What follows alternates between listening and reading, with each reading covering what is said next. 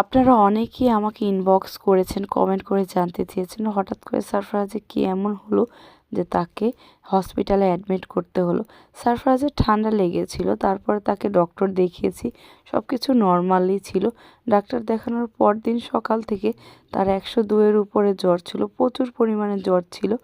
ওষুধ দিয়েছি, সাপোজিটর দিয়েছি, কিন্তু জ্বর কমছিল না। তারপরে এক পর্যায়ে তার ফিভার কনভার্সন হয়, যার কারণে তাকে ইমিডিয়েটলি হসপিটালে পিআইসিইউতে শিফট করা হয়।